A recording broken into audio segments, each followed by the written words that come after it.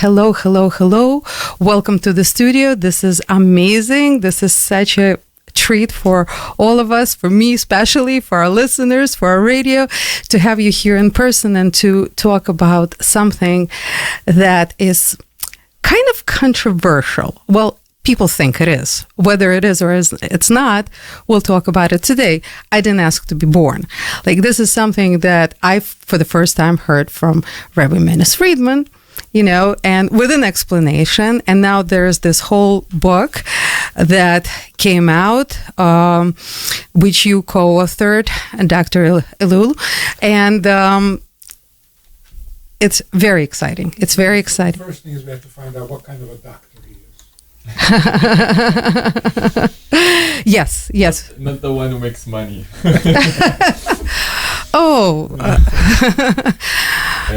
Anthropology. So it's basically the study of humans from a social and cultural lens. My training was in London and in Tel Aviv University, and my research field was Ghana, West Africa. But the book really is also an anthropological book, because anthropology is trying to understand man, humankind. And this book is about the purpose of the creation of man. So it really is an anthropological question.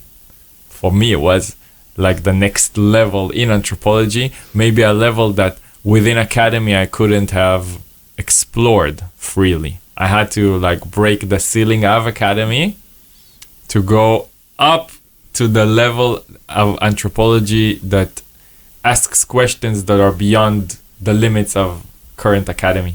Yeah. That's pretty a good, lot. Huh? That is a lot to take in. Yeah. So what happened is that 3 years ago, 4 years ago? 4. 4 years ago, Elat calls me. We hadn't met. He says, "I'm taking notes. Tell me if this is the correct story of your talks. And it's a book. You want to put out a book?" I said, "Yeah." And he wrote it in Hebrew, in Ivrit. So the book came out, and it's amazing. No one expected the book to be for the religious, for the secular, for the in-between, for the changing lives, people buying copies to give everybody of their friends. Now we translated it into English. If it does as well in English as it did in the Hebrew, we'll have a whole new country. It's absolutely true.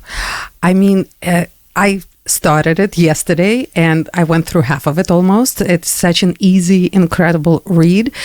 And I thought that Rabbi Friedman makes things very simple and clear. And then this is even clearer and just concise. You know what? This kind of, the thought that I had, this is like Cliff Notes of Rabbi Friedman. Okay? So you took the entire Rabbi Friedman and made a Cliff Note out of everything that he teaches in this one book. Mm-hmm. I mean, That's a good summary. A good book review. I had to make it accessible to everyone. First of all, to Israelis who don't know this, don't know Hasidut, don't know this necessarily type of explanation. So really start from scratch and go into more details.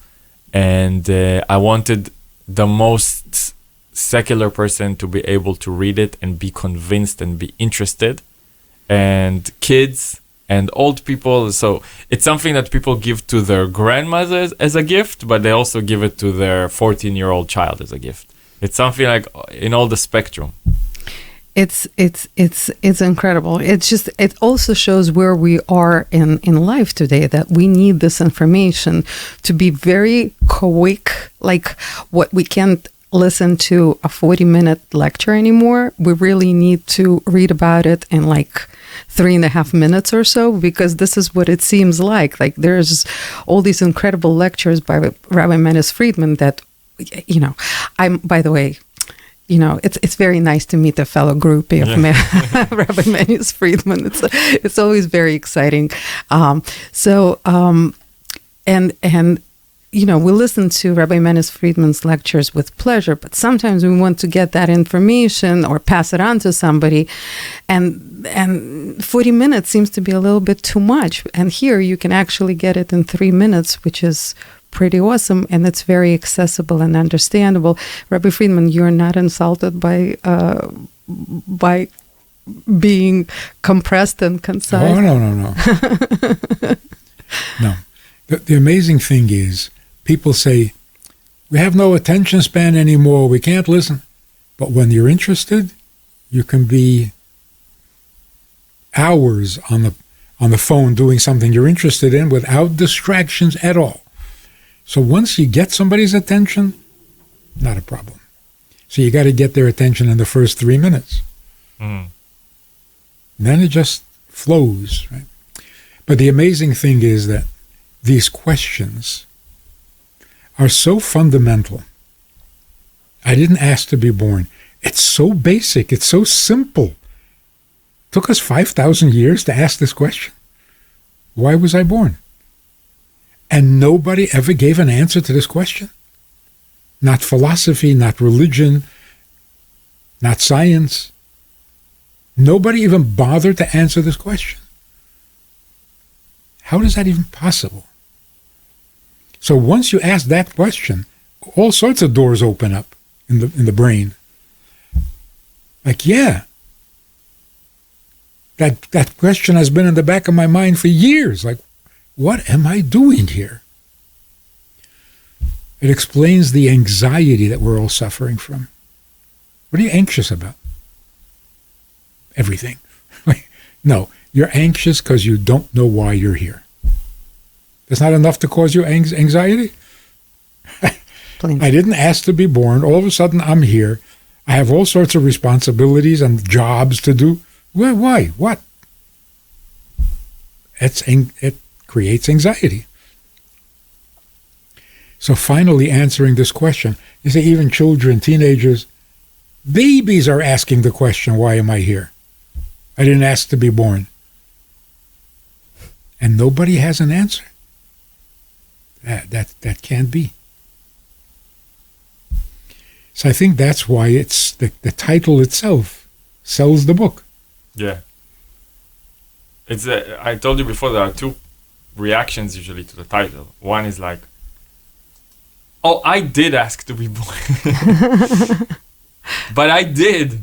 And the other one is, this is about me. This is me. I didn't ask to be born. So some people, they see it and it really opens up like an experience that they carry. And other people, they see it and they kind of push it off and they oppose it and they say, no, I chose to be here. I chose to be born is kind of a new age philosophy. You choose your parents and you choose... If that's true, we make very bad choices. But this book is obviously, we already covered the fact that it's very concise. It's very quick. It's you get to the questions are there and the answers are quick to get to. So what does this say about the society today? What does it mean? It's everything is a supply demand. So what is the demand? What kind of demand do we have in the spiritual sense today? What as a society do you, because obviously you had in mind who you're addressing, who you're targeting, which is everybody. So can you assess where are we as a society as far as, our minds are when it comes to comprehension of God, understanding the purpose, searching for answers, getting answers. Where do you think we are as a society today? As an anthropologist. Oh. I think we're at the best point we were ever in history. Because our brains are the most developed, we are very educated. There's never been a time in history so many people have been college graduate or just able to read. Right. But this goes even deeper. We're interested in the human spirit. We're interested in the human soul. We're interested in meaning. We are available to explore, and people are exploring deep things. It goes as wide as possible, so that's why it has to have as you said, like a quick entry point. But then you can take it as far as you can. So some people would say, I read it through a whole Shabbos. I just finished reading it. Some people say, I'm reading it for 2 years. I'm studying it. This is a study book. You have references. You have really, really deep ideas. So it's about how deep you go. But maybe you need quick entry points. We are living in a ADHD kind of era. Mm-hmm. So some people say this book is designed for ADHD because it has short chapters, many titles, and quotes that are big, so you can enter quickly. But once you enter, and as the rabbi said, you realize this is interesting for you, you can go as deep as you can. You can dive in really, really deep, and we are equipped for it. Our generation has a really, really high capability, emotional and mental.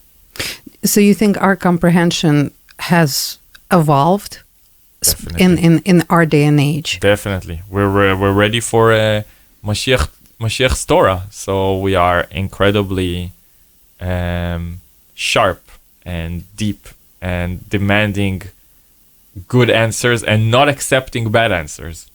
Yeah. Rabbi Friedman, hearing this, does that make you change your style of teaching?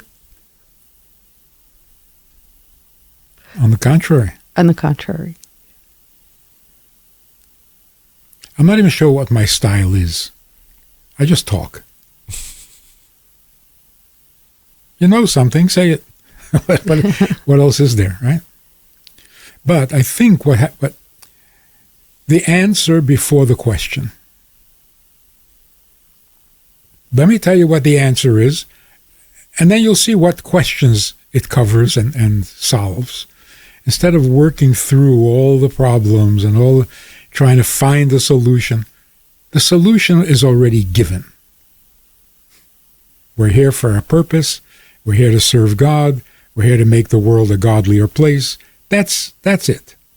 Now, what questions are left? And whatever they're left, this will answer it. So putting the answer before the question, or putting the punchline first, and then the details, rather than working through all the details to get to the conclusion, which is, I'm not sure it's the best way to learn. We also don't have patience for it. You compiled this book on all of the most really important questions. So the punchline is, I didn't ask to be born. And then there's a whole bunch of topics that go into, okay, understand. By the way, Rabbi Friedman, I just have to say that it's amazing how everywhere now I personally look, it's your teachings. It's really your teachings. It's wherever you bring to the world. I mean, from JTV, from Ali, he basically takes your ideas and he compiles them, and he really very well, he transforms them and he teaches them. And I hear you. I mean, he is talking, but I hear you, and it's amazing.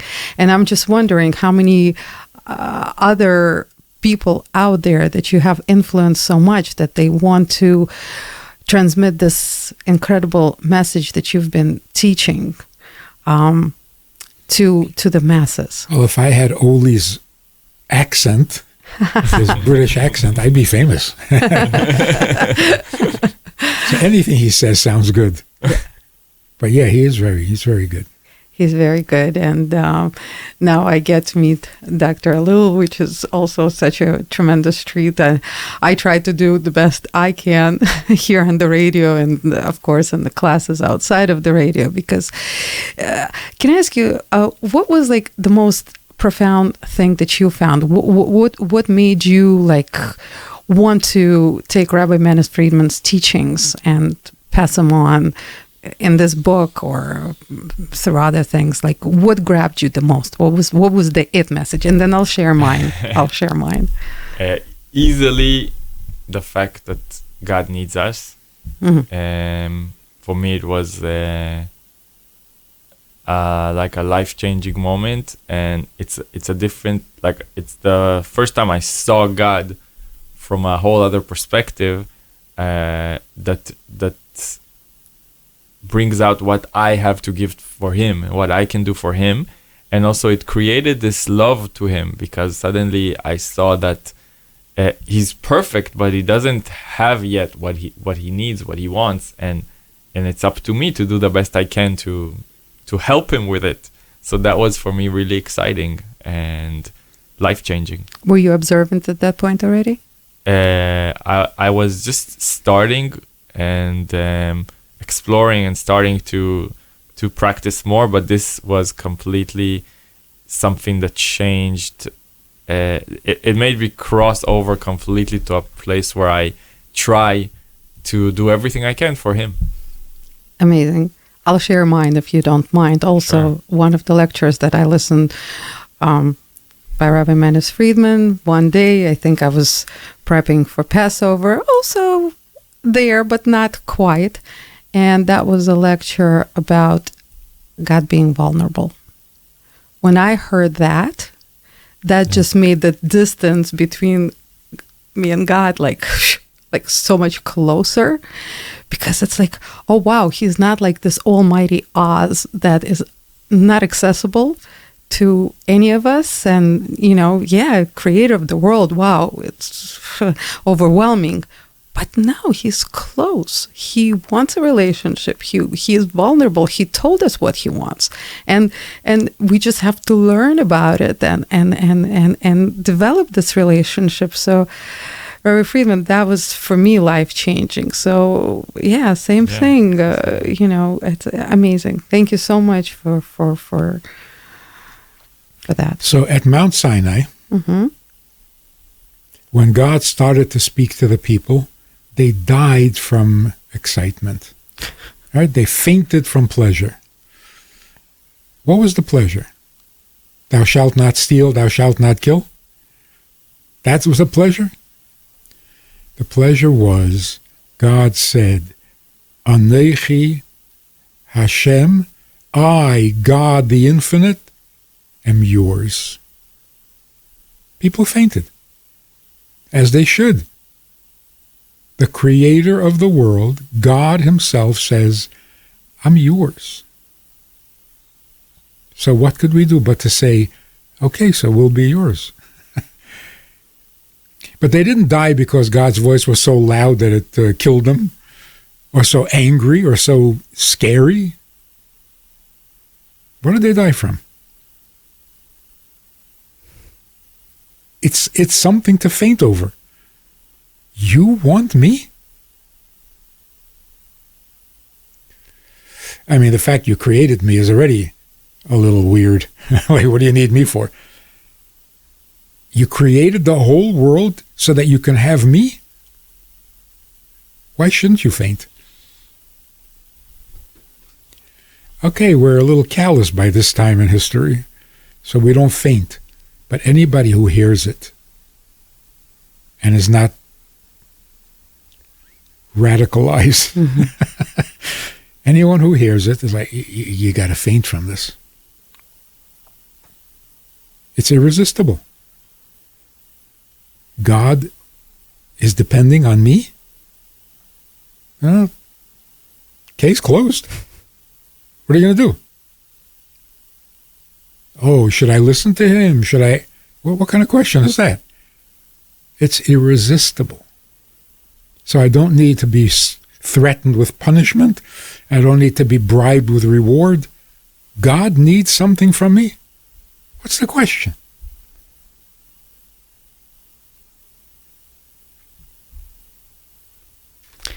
Let's go home. Okay, we can go now. Do you see that women tend to absorb this message faster or better, because somehow the vulnerability, like you described, when you they don't associate the vulnerability with a weakness, and they don't understand what's the problem. Of course, it's so divine, it's so godly, what you're saying. And usually sometimes men have more of a, they associate vulnerability with weakness, and then they're saying maybe we're attributing weakness to God, and then so they try to.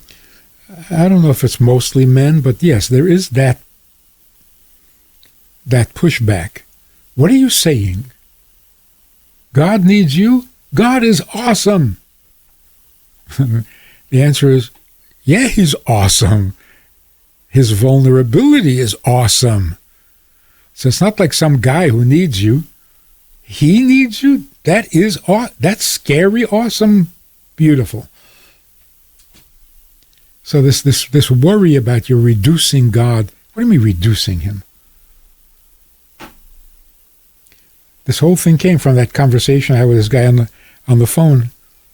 He says, "What can I do to feel Jewish?" I said, "Put on tefillin." He says, "When I try doing Jewish things, I've had a bad experience." So he's practicing Christianity. So I said, "Look, nobody's Jewish because it's been a good experience. So join the club. If you do what God needs from a Jew, you feel like a Jew. If you do what God needs from a non-Jew, you feel like a non-Jew." He says, "God needs?" This is how the whole thing started. How can God need? He's almighty. This guy was a retired psychiatrist. So I said to him, "Are you suggesting that vulnerability is a weakness?" He didn't know what to say. Because in psychology, the big news, the big insight is that vulnerability is a strength, not a weakness. So if it's a strength, then certainly God has that strength. And not only does he have it, it's infinite. So he's infinitely vulnerable. That's not awesome? Yeah, you're shaking your boots. Because how are you going to love him back the way he loves you? You feel completely humbled. That's the awesomeness. So instead of being in awe of God because he doesn't care, why are you in awe?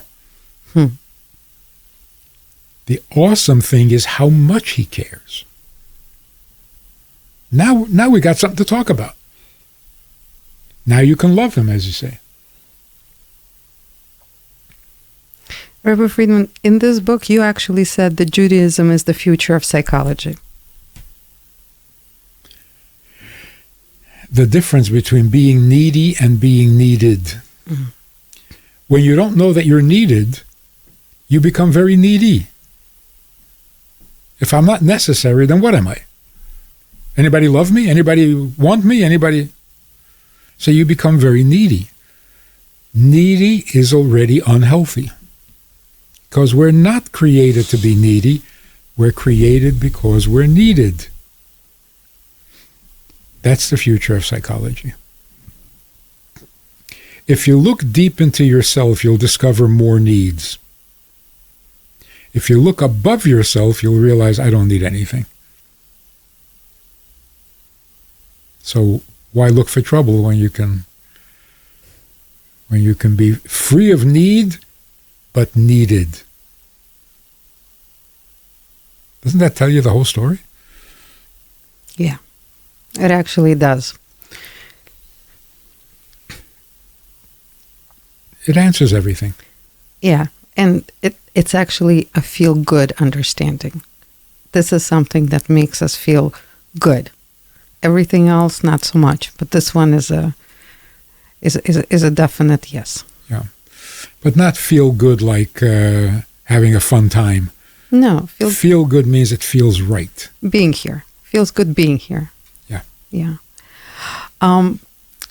There's one more thing that I really liked. And this, I believe, was in the preface that you, of course, came from you. And it's that Judaism today isn't about survival. It's about rediscovery. Rediscovery. That kind of struck a chord. Can you elaborate? Why do you say it's rediscovery? I mean, I thought it was a discovery. So I think in the times of exile, we're still in exile on some level, but not the same as we're nearing a different age already. And before it was all about just like say whatever it takes to the people to get them to keep on observing, just so that they don't assimilate, so that they keep on observing, and all the means are kosher to get them to do it. If you want threaten them, if you want scare them, you have to get them to do it so that we don't disappear. Everything is about not disappearing. So you have all the chumrot, and you have like the separating yourself from the world and hiding from the world and differentiating yourself, and everything is very, while as now we have like such a strong identity and a history and a base and all the treasures, and we're kind of looking back and we see, wow, who can argue with this? Everything we've been through, the truth is there. So we're available to rediscover what was Judaism really about. What was its source? What was it about before exile? What did people feel in the times of the temple and Solomon's temple? How was it like to experience God then? It's Hasidus generally is about rediscovery. Nothing new about it really. It's more about remembering what we used to know and got lost. Yeah, and thank you for putting in some of the things that I heard only from Rabbi Manis Friedman for some reason, and that was always my question to him. Rabbi Friedman, why do I get this perspective only from you? It's about the real story about Adam and Eve, the real story about Babel, the real story about Torah, every aspect of Torah, the real story, not what we've been learning. You know, yes, we learn Torah every year, but that perspective that only you hear from Rabbi Friedman. Do you agree with me? Have you ever heard it from anybody else? I didn't know before that I'm listening to something but slowly I realized that it's a very unique perspective. And it didn't surprise me that I connected to it, because I'm always looking for the unique perspective. Connected, that's beautiful. Yeah. That aspect of Torah is beautiful. This is what I want to learn. By the way, I'm going to point to the book one more time. I Didn't Ask to Be Born. It's available everywhere in English. Everything we're talking about is in here, and the perspectives, if you want to get them quick and be blown away, thank you for putting it together. And Rabbi Friedman, most importantly, thank you for saying it. And yes, I'm going to ask again, why are you the only one who is giving us this perspective on Torah that really is what all of us are craving? Obviously, I'm not the only one, and I'm sure like a zillion people will agree to it. I took out a copyright. It's actually Hasidut. Mm-hmm. A minister in Russia, Russia? Yeah. A minister who was, he was questioning the third Lubavitcher Rebbe. He said, this movement is a political movement, isn't it? Because you've had the Torah for thousands of years. What's all of a sudden? What's with this new way of, it must be political. And the Rebbe answered it in a way that's completely enlightening. He said the Torah is like water. Water is essential to life. Without Torah, there's no life. Water cannot be contaminated. But you can put contaminants in the water. So when you say a lake that's contaminated, you don't mean the water, you mean there's junk in it. So what do you do when there's junk in the water? You put the water over a fire, in a chainik, in a samovar, and you burn off the garbage, and the water remains clean again. Over the 2,000 years of exile, a lot of stuff that doesn't really belong in Torah, in Judaism, kind of found its way in, and it accumulated. Chassidus is the fire that burns away the unwelcome stuff so that we have the Torah in its pure, life-giving form again. That's all I'm saying. I'm saying drop the stuff that doesn't belong. Go back, like reunite, reinvent, rediscover just Yiddishkeit. It's not a religion. It was never meant to be a religion. So don't become religious on me. Just find out what God wants from you and from everybody around you, and let's get to work and make the world what God wants. You have to be religious for that? No, you have to be created for that. So why was I born? For that. And it's such a relief to know. So I'm not the problem? I'm not a problem?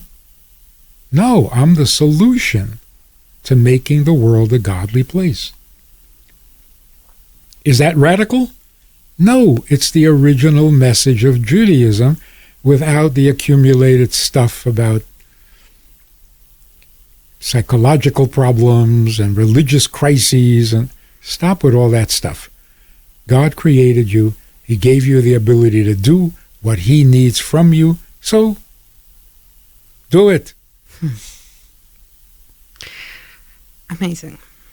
Amazing.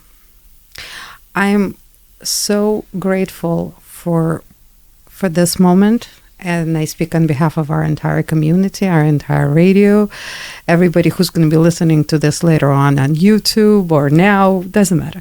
So listeners, viewers, audience, doesn't matter.